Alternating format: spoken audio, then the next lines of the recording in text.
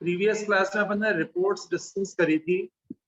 Reports ही अपन आगे discuss कर रहे हैं। तो मैंने एक नया प्रोजेक्ट लिया। आज अपन ग्रुप रिपोर्ट करेंगे, ग्रुपिंग पे बेस्ड रिपोर्ट। तो उसके लिए अपन देखें, सबसे पहले जो मैंने डेटाबेस बनाया है उसमें मैंने एक नई टेबल बनाई है, फी टेबल। फी टेबल के अंदर रोल नंबर, अमाउंट और फी डेट दिया है। रोल नंबर 1 ने 3 बार फीस डिपॉजिट करवाई है, रोल नंबर 2 और 3 ने 2 बार फी डिपॉजिट करवाई। तो इसमें रोल नंबर रिपीट हो रहा है। जैसा कि आप यहां देख रहे हो, रोल नंबर 1 ने 1, 2, 3 बार फी डिपॉजिट करवाई है, 2 ने 2 बार डिपॉजिट करवाई है, 3 ने 2 बार डिपॉजिट करवाई है, और रोल नंबर 4 और एंटर कर रहा हूं मैं, उसने 1 बार फी डिपॉजिट करवाई है।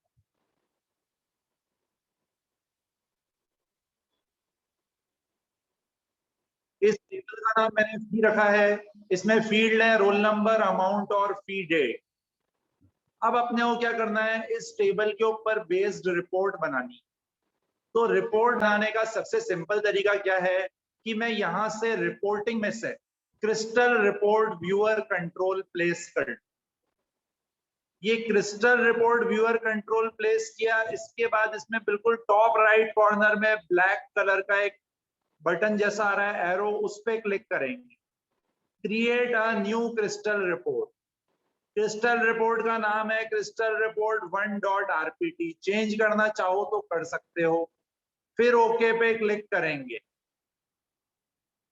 ओके पे क्लिक करते ही ये विजार्ड ओपन हो जाएगा, यूजिंग द रिपोर्ट विजार्ड। इसमें आपको ओके पे क्लिक करना है। डेटाबेस कनेक्शन इसने ऑलरेडी ले लिया है, एक कनेक्शन। अगर आपको नया बनाना हो तो नया बना सकते हो। मुझे यही कनेक्शन लेना है, इसको मैंने एक्सपेंड किया। नया बनाना हो तो कहां से बनाएंगे, क्रिएट न्यू कनेक्शन। उसके बाद OLEDB पे डबल क्लिक करेंगे। उसके बाद मेक न्यू कनेक्शन। फिर यहां से Microsoft office 12.0 access database engine. फिर नेक्स्ट। फिर डेटा सोर्स में एलिप्सिस पे क्लिक करेंगे, यहां से डेटाबेस सेलेक्ट करेंगे। फिर नेक्स्ट पे क्लिक करेंगे और फिर फिनिश। ये बिल्कुल वही स्टेप्स हैं जो अपन ने कल किए थे। उसके बाद डेटाबेस में जितनी भी टेबल होंगी वो यहाँ आ जाएंगी। तो अभी यहाँ स्टूडेंट और फी टेबल आ रही है। मुझे फी टेबल के ऊपर बेस्ड रिपोर्ट बनानी है। फी को सेलेक्ट करूंगा और इस ट्रांसफर बटन पे क्लिक कर दूंगा, तो ये फी टेबल यहाँ आ गई। फिर नेक्स्ट पे क्लिक करूंगा। मुझे इसके सारे फील्ड चाहिए, तो ये एरो पे क्लिक कर दिया। फिर नेक्स्ट। अब मेन आपको यहां देखना है ग्रुपिंग। ग्रुपिंग किसके अकॉर्डिंग करनी है, मैंने लिया ग्रुपिंग करनी है रोल नंबर के अकॉर्डिंग, और इस सिंगल वाले ट्रांसफर बटन पे क्लिक किया। तो ये group by fee dot roll number हो गया।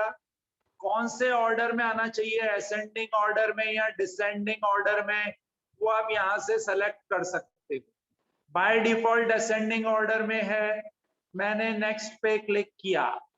नेक्स्ट पे क्लिक करने के बाद अब मुझे क्या क्या आउटपुट में चाहिए, तो ये यहाँ पे मुझे दे रहा है sum of fee dot roll number और sum of fee dot amount. ये दोनों का सम दे रहा है मुझे। तो हर रोल नंबर ने कितनी फीस जमा करवाई उसका सम आना चाहिए, उसकी अमाउंट का सम। लेकिन कितनी बार फीस जमा करवाई उसका सम नहीं आना चाहिए, उसका मुझे काउंट चाहिए। तो मैं sum of fee dot roll number को सेलेक्ट करूंगा और नीचे वाले ड्रॉप डाउन में से सम की जगह मैं ले लूंगा काउंट। तो किस स्टूडेंट ने कितनी बार फीस जमा करवाई उसका काउंट आ जाएगा और उसके अमाउंट का सम आ जाएगा। अपन और भी फंक्शन यूज कर सकते हैं, एवरेज, मिनिमम, मैक्सिमम, अपनी रिक्वायरमेंट के अकॉर्डिंग। फिर नेक्स्ट पे क्लिक करेंगे। अब ये आपसे पूछेगा कि आपको जो है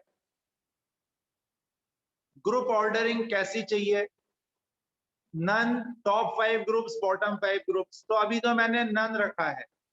फिर नेक्स्ट। अगर आपको चार्ट चाहिए तो यहां से चार्ट ले सकते हो, अपने को नहीं चाहिए तो नेक्स्ट। और उसके बाद में अपन फिर नेक्स्ट और फिर फिनिश। ये अपनी रिपोर्ट बन गई। अब इस रिपोर्ट की मुझे फॉर्मेटिंग करनी है, तो जिसकी भी फॉर्मेटिंग करनी हो वो अपन राइट क्लिक करके कर सकते हैं। राइट क्लिक करके फॉर्मेट ऑब्जेक्ट, रोल नंबर पे मैंने राइट क्लिक किया, फॉर्मेट ऑब्जेक्ट, और मैं यहां से उसका फॉन्ट चेंज कर सकता हूं, कलर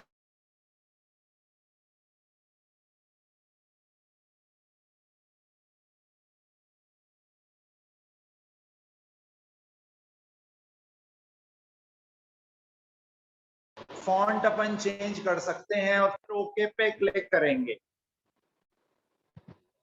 फिर इसके बाद अपन इसको रन करेंगे तो अपने को आउटपुट में वो इफेक्ट दिखेगा जो भी अपन ने अप्लाई किया है। जैसा कि आप यहाँ देख रहे हो रेड कलर में आ रहा है, ऊपर ऊपर आ रहा है रोल नंबर, फिर उसके बाद आ रहा है अपना अमाउंट और फी डेट, और हर स्टूडेंट ने कितनी फी डिपॉजिट करवाई है उसकी इंस्टॉलमेंट्स का काउंट आ रहा है, और टोटल फी 9000 जमा करवाई है रोल नंबर 1 ने, रोल नंबर 2 ने 4000 डिपॉजिट करवाई है।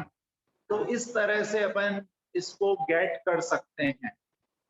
रोल नंबर 3 ने फिर 2 इंस्टॉलमेंट में 6000 डिपॉजिट करवाया है, रोल नंबर 4 ने एक इंस्टॉलमेंट में 1000 डिपॉजिट करवाया है। कि अभी मुझे इसमें रोल नंबर 1 बार बार रिपीट हो रहा है। अब इसमें ग्रुप हेडर सेक्शन दिख रहा है, मैंने ग्रुप बना दिया तो ग्रुप हेडर सेक्शन आ गया। अब मैं चाहता हूं कि बार बार नीचे रोल नंबर नहीं आना चाहिए, तो मैं क्या करूंगा, जो अपना रोल नंबर है, फी टेबल का रोल नंबर,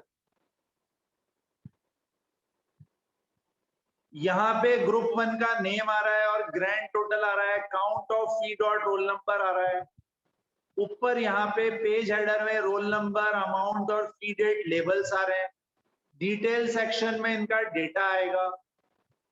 तो यहाँ पे अपन चेंजेस कर सकते हैं कि कौन सी चीज मुझे कहाँ चाहिए।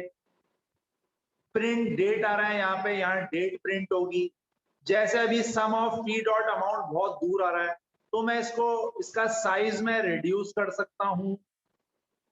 साइज मैंने रिड्यूस कर लिया इसका ड्रैग करके, और उसके बाद मैं इसको इधर लेके आ सकता हूँ थोड़ा सा इसके पास में। ऐसे ही ग्रुप 1 का नेम जो है उसको मैं ड्रैग करके इधर लेके आ गया, ग्रैंड टोटल वाले लेबल को ड्रैग करके इधर लेके आ गया, count of fee dot roll number को ड्रैग करके इधर लेके आ गया। फिर मैंने सम ऑफ फी अमाउंट को ड्रैग किया और इसकी पोजीशन चेंज कर दी। सम ऑफ फी अमाउंट पे राइट क्लिक करके अपन चाहें तो इसका फॉर्मेटिंग भी कर सकते हैं, फॉर्मेट ऑब्जेक्ट करके। तो मैंने यहाँ पे इसकी फॉर्मेटिंग करके इसका कलर चेंज कर दिया। अब मैं इसको रन करता हूं तो जो भी मैंने चेंजेस किए हैं आउटपुट उसके अकॉर्डिंग आएगा।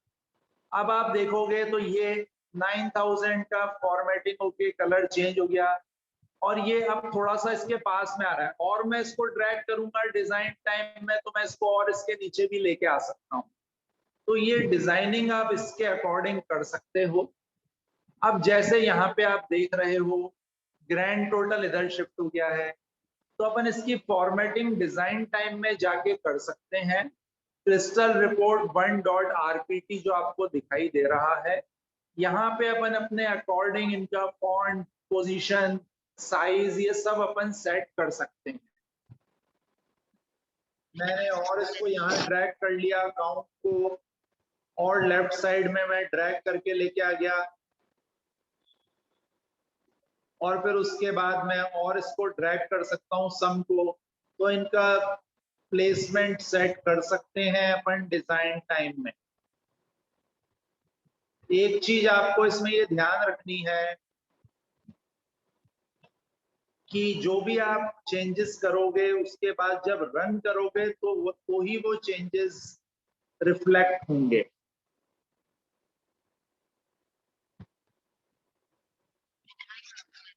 मैंने प्रोजेक्ट मेन्यू में जाके ऐड विंडोज फॉर्म किया, इससे एक नया फॉर्म सामने आया।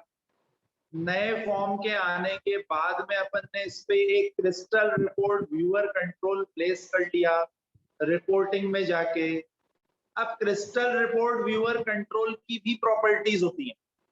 अभी जैसे मैं इसको रन करता हूं तो आप आउटपुट में देखना फॉर्म 1 रन होगा, उसके अंदर जो रिपोर्ट आ रही है उसमें लेफ्ट साइड में 1 2 3 4 लिखा हुआ आ रहा है। ये 1, जैसे ही मैं 1 पे क्लिक कर रहा हूँ 1 वाला हाईलाइट हो रहा है, 2 वाला, 3 वाला, 4 वाला, तो साइड में ये आ रहा है। और मैं यहां से इसको क्या कर सकता हूँ, प्रिंट कर सकता हूँ, रिपोर्ट को एक्सपोर्ट कर सकता हूँ, रिफ्रेश कर सकता हूँ। ग्रुप ट्री जो लेफ्ट साइड में आ रहा है वो चाहिए या नहीं चाहिए उसको मैं टॉगल कर सकता हूँ। एक बार इस पे क्लिक करूंगा तो ग्रुप ट्री आएगा, दूसरी बार क्लिक करूंगा तो ग्रुप ट्री गायब हो जाएगा। प्लस मैं यहाँ पे इसको जूम भी करके देख सकता हूँ, 200% पे, 150% पे जूम भी कर सकता हूँ। अगर रिपोर्ट में मल्टीपल पेजेस होंगे तो वो यहाँ पेज नंबर भी आ जाएंगे। और यहाँ पे नेविगेशन बटन भी आ रहे हैं, फर्स्ट, नेक्स्ट, लास्ट और प्रीवियस। और राइट साइड में यहाँ पे एक सैप क्रिस्टल रिपोर्ट लिखा हुआ भी आ रहा है, और फिर ये बटन भी आ रहा है यहाँ। तो ये सारा क्रिस्टल रिपोर्ट व्यूअर कंट्रोल में अपने आप आता है। अब अपन इसकी प्रॉपर्टीज डिस्कस करते हैं क्रिस्टल रिपोर्ट व्यूअर कंट्रोल। तो प्रॉपर्टीज विंडो मैंने यहाँ ओपन कर ली। अब क्रिस्टल रिपोर्ट की प्रॉपर्टीज अपन देखें, एक एक करके समझेंगे अपन। तो सबसे पहली प्रॉपर्टी और इंपॉर्टेंट प्रॉपर्टी है रिपोर्ट सोर्स। रिपोर्ट सोर्स के अंदर अपन देते हैं कि रिपोर्ट कौन सी वाली रिपोर्ट फाइल यूज करते हैं। इस पे क्लिक करेंगे, फिर ब्राउज पे क्लिक करके अपन कोई भी रिपोर्ट फाइल दे सकते हैं। तो रिपोर्ट सोर्स सबसे इंपॉर्टेंट प्रॉपर्टी है, ये तो आपको सेट करनी पड़ती है रिपोर्ट दिखाने के लिए। अब अपने को नेक्स्ट प्रॉपर्टी है display status bar. Status bar जहां पे लिखा हुआ आता है करंट पेज नंबर, नीचे आपको लिखा हुआ दिख रहा है total page number, zoom factor, तो डिस्प्ले स्टेटस बार में मैंने फॉल्स कर दिया और डिस्प्ले टूल बार में भी फॉल्स कर दिया, तो टूल बार और स्टेटस बार नहीं आएंगे। तो आपको टूल बार और स्टेटस बार देखनी है या नहीं देखनी है, उसके हिसाब से आप इस प्रॉपर्टी की वैल्यू सेट कर सकते हैं। इन दो प्रॉपर्टीज की वैल्यू सेट कर सकते हैं। मैंने इसको एक बार रन किया, पहले अपन इसका एक बार इफेक्ट देखें। अभी टूल बार और स्टेटस बार आ रही है, ये ऊपर टूल बार आ रही है, नीचे स्टेटस बार। स्टेटस बार पे current page number, total pages और जूम फैक्टर लिखा हुआ आ रहा है, बिल्कुल नीचे नीचे जूम फैक्टर, टोटल पेजेस और करंट पेज नंबर, ये लिखा हुआ आ रहा है। अब अपन इसकी प्रॉपर्टीज चेंज करके देखते हैं कि क्या इफेक्ट होता है। तो मैंने क्रिस्टल रिपोर्ट व्यूअर कंट्रोल को सेलेक्ट किया। सबसे पहले मैंने इसके डिस्प्ले टूल बार और स्टेटस बार को फॉल्स कर दिया, तो अब टूल बार और स्टेटस बार नहीं आएंगे। अब मैं इसको रन करता हूं तो आप देखोगे कि टूल बार और स्टेटस बार गायब हो चुकी है, ना तो ऊपर टूल बार आ रही है ना नीचे स्टेटस बार आ रही है। ये जरूर लेफ्ट साइड में ग्रुप ट्री जरूर आ रहा है, इसके अलावा और कुछ नहीं आ रहा। अब मैंने डिस्प्ले टूल बार और स्टेटस बार को तो वापस क्या किया, ट्रू कर दिया, इससे टूल बार और स्टेटस बार आ जाएंगे। अब मैंने नेक्स्ट प्रॉपर्टी चेंज करी इसकी,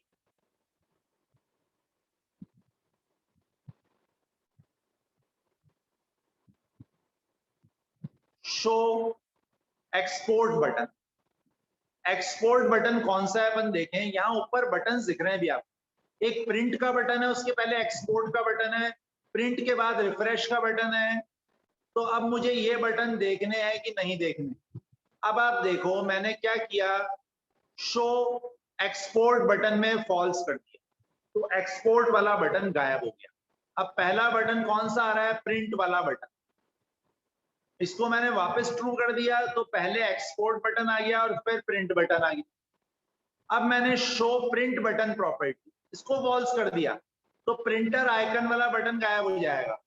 अब देखो आप एक्सपोर्ट के बाद सिर्फ रिफ्रेश वाला बटन आ रहा है। शो प्रिंट बटन में मैंने वापस ट्रू कर दिया तो प्रिंट वाला बटन आ जाएगा। क्लियर है? नेक्स्ट है शो रिफ्रेश बटन, प्रिंट के बाद जो रिफ्रेश बटन आ रहा है वो नहीं आया या नहीं है। फॉल्स कर दिया तो रिफ्रेश बटन गायब हो गया, ट्रू कर दिया तो वापस से रिफ्रेश बटन आ जाएगा जो मैंने सर्कल किया हुआ उसके अंदर। और लास्ट है show copy button. Show copy button में ट्रू है, मैंने फॉल्स कर दिया तो रिफ्रेश के आगे जो कॉपी बटन आ रहा था वो गायब हो गया, वापस से ट्रू कर दिया तो आ जाएगा। तो ये तो हो गए शुरू के 4 बटन्स। अब इसके बाद आ जाए अपन, ये जो मैंने सर्कल किया हुआ है वो सबसे पहला है, उसमें ग्रुप ट्री वाला, ग्रुपिंग वाला ट्री। अब मैंने क्या किया, शो ग्रुप ट्री बटन में ट्रू है, मैंने फॉल्स कर दिया तो ग्रुप ट्री बटन गायब हो गया। तो ग्रुप ट्री वाला बटन आपको चाहिए या नहीं चाहिए वो अपन कंट्रोल कर सकते हैं show group tree button property का यूज करके। अब आप देखना मैं वापस क्या कर रहा हूं, शो ग्रुप ट्री में मैंने क्या कर दिया, ट्रू कर दिया तो ग्रुप ट्री वाला बटन आ गया। शो पेज नेविगेशन बटन, इसमें मैंने फॉल्स कर दिया तो वो जो first next previous last page पे जाने वाले जो बटन्स थे वो गायब हो गए।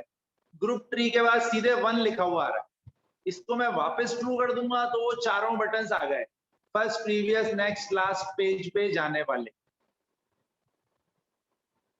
फिर नेक्स्ट है show zoom button. Zoom button आए या नहीं आए, इसको मैंने फॉल्स कर दिया तो आप देखोगे बिल्कुल कॉर्नर से जूम बटन गायब हो गया है, कॉर्नर वाले बटन से इस जगह पे आपको दिखाई देगा। वापस मैं क्या कर रहा हूं, इसमें ट्रू कर रहा हूं, शो जूम बटन में मैंने ट्रू कर दिया, अब जूम वाला बटन आ गया, फॉल्स करेंगे तो गायब हो जाएगा। शो टेक्स्ट सर्च बटन में ट्रू है, मैंने फॉल्स कर दिया तो जूम से पहले जो सर्चिंग वाला बटन आ रहा था वो गायब हो गया है। वापस देखो आप, फॉल्स कर दिया तो बटन गायब हो गया, ट्रू कर दिया तो वो बटन आ जाएगा। ये जूम बटन से पहले आता है। टैब क्रिस्टल रिपोर्ट जहां लिखा हुआ आ रहा है वो उसके बाद क्लोज बटन चाहिए या नहीं चाहिए, अभी मैंने इसको फॉल्स कर दिया तो वो क्लोज बटन नहीं आ रहा है। अब मैं शो क्लोज बटन प्रॉपर्टी में ट्रू कर दूंगा तो वो क्लोज बटन आ गया है, यहाँ पे ये रहा वो क्लोज बटन। तो आपको ये बटन चाहिए या नहीं चाहिए वो अपन कंट्रोल कर सकते हैं। तो ये क्रिस्टल रिपोर्ट व्यूअर कंट्रोल की प्रॉपर्टीज हैं। विजुअल बेसिक के डेटा टाइप्स डिस्कस करें, वैसे तो अपन यूज कर चुके हैं सारे डेटा टाइप्स काफी सारे, फिर भी और भी डेटा टाइप्स होते हैं। बूलियन डेटा टाइप होता है जिसमें ट्रू फॉल्स होता है। बाइट डेटा टाइप होता है, बाइट टाइप का वेरिएबल डिक्लेयर कर सकते हैं अगर वो मेमोरी में 1 बाइट लेता है और उसकी रेंज होती है 0 से 255। कैर जो होता है वो अपन ऑलरेडी कर चुके हैं। डेट डेटा टाइप भी होता है, ये 8 बाइट्स लेता है, इसमें अपन डेट टाइम स्टोर कर सकते हैं। फिर डेसिमल डेटा टाइप होता है वो 16 बाइट्स लेता है, इनकी रेंज सबकी लिखी हुई है अलग से आगे। डबल डेटा टाइप बिल्कुल सी जैसा है, 8। इंटीजर डेटा टाइप होता है। अब यहाँ पे आप देखोगे तो आगे यहाँ लिखा हुआ है इंटीजर और यहाँ लिखा हुआ है इंट 32। तो कॉमन लैंग्वेज रन टाइम में इस डेटा टाइप का नाम क्या होता है, इंट 32। तो अपन चाहे तो अपन भी इंट 32 टाइप के वेरिएबल डिक्लेयर कर सकते हैं। इंट 32 मतलब 32 बिट इंटीजर। और ऐसे ही इंट 64 अगर मैं डिक्लेयर करूं इंट 64 टाइप का वेरिएबल, तो 64 बिट इंटीजर मतलब लॉन्ग इंटीजर। कुछ डेटा टाइप्स जरूर इसमें नए हैं, जैसा मैंने आपको बताया कि मैं क्या कर सकता हूं, इंट 32 टाइप का वेरिएबल भी डिक्लेयर कर सकता हूं इंटीजर की जगह। ऐसे ही लॉन्ग की जगह इंट 64 टाइप का वेरिएबल डिक्लेयर कर सकता हूं। फिर एक एस बाइट डेटा टाइप भी होता है। एस बाइट मतलब साइंड बाइट, इसकी रेंज होती है -128 से +127। फिर शॉर्ट होता है, शॉर्ट की रेंज -32768 से +32767। फिर सिंगल होता है, सिंगल किसके अकॉर्डिंग है, फ्लोट की जगह यहाँ सिंगल होता है। फिर यू इंटीजर होता है, मतलब अनसाइंड इंटीजर मतलब पॉजिटिव वाला सेट, 0 से इसकी रेंज स्टार्ट होती है। ऐसे ही यू लॉन्ग होता है, अनसाइंड लॉन्ग। तो ये डेटा टाइप्स भी अपन यूज कर सकते हैं। यू शॉर्ट होता है, अनसाइंड शॉर्ट। तो डेटा टाइप्स पे आपके अलग से क्वेश्चन आ सकता है, वहां पे आप इनको समझा सकते हैं। मैंने एक नया किया, उस फॉर्म पे मैंने एक बटन प्लेस किया, बटन पे डबल क्लिक करके मैंने डिक्लेयर किया डिम ए एज इंट 32। तो मैं ऐसे भी डिक्लेयर कर सकता हूं, a इक्वल टू 100, फिर मैसेज बॉक्स a, फिर मैं इसको रन करूंगा, बटन पे क्लिक करूंगा तो 100 आउटपुट में आ जाएगा। तो वो जो कॉमन लैंग्वेज रन टाइम का उसका डेटा टाइप है इंट 32, अपन उसको भी यूज कर सकते हैं इंटीजर की जगह। ऐसे ही लॉन्ग की जगह इंट 64 यूज कर सकते हैं।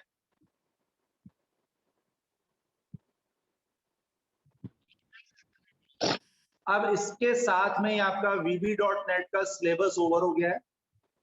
कल अपन सिलेबस डिस्कस करेंगे और कौन से टॉपिक में क्या आंसर लिखना है वो करेंगे। सिलेबस का डिस्कशन VB.NET का MSc, BSc, BCA तीनों के लिए। और जब आप मंडे से कॉलेज आओगे तो C# स्टार्ट करेंगे BCA के लिए। BSc IT के कोर्स में C# नहीं है, BCA के कोर्स में जो C# है वो अब स्टार्ट करेंगे।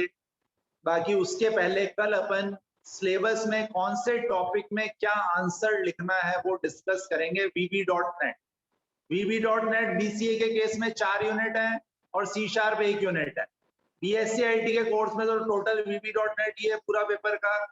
MSc IT में VB.NEट और C# है, तो MSc IT का C# ऑलरेडी हो चुका है और VB.NEट आज ओवर हो गया है। 38 असाइनमेंट मैंने आपको ऑलरेडी दिए हुए हैं। उसके अलावा एग्जाम्पल नंबर 179 और 186 ये आपको रजिस्टर में करने हैं। टोटल 40 असाइनमेंट्स हो गए VB.NEट के। ये रजिस्टर आप लोगों को मंडे को लाना है।